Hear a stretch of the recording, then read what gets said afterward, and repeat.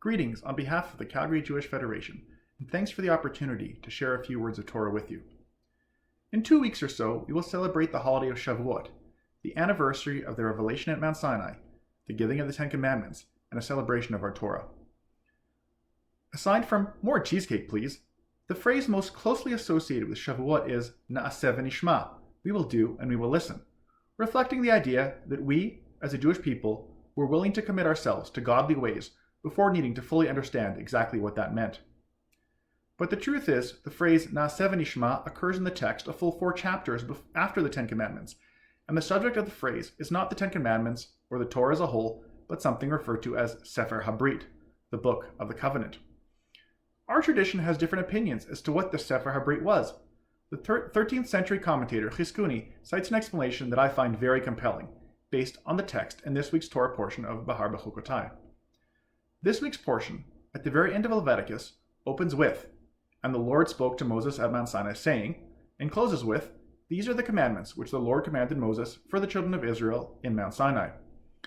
The intervening 3 chapters include a variety of mitzvot, most prominently the biblical injunction of Shemitah, the sabbatical year, and Yovel, the Jubilee,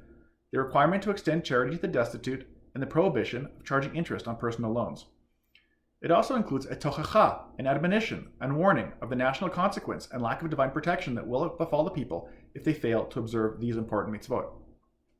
The Chizkuni explains that the content of this week's Torah portion, Behar Bechukotai, is the Sefer HaBrit, to which our ancestors said Na'aseh v'nishma at Mount Sinai. He explains that the mitzvah Shemitah, requiring the land to lie fallow every 7 years and for everyone to be able to freely access its fruit regardless of ownership, and the Jubilee year, where all debts must be forgiven, indentured servants released, and property returned to its ancestral owner, and the Torah's strict requirements to help the poor regardless of our own circumstances, are among the most difficult mitzvot in the Torah. For the Jewish people to accept the proposition of such economic and social upheaval of the sabbatical year and Jubilee years, and the strict obligation to provide for the welfare of all with an unequivocal Na'aseh v'nishma, despite the consequence of failure to live up to this commitment clearly outlined, it was a major merit to our ancestors and to us.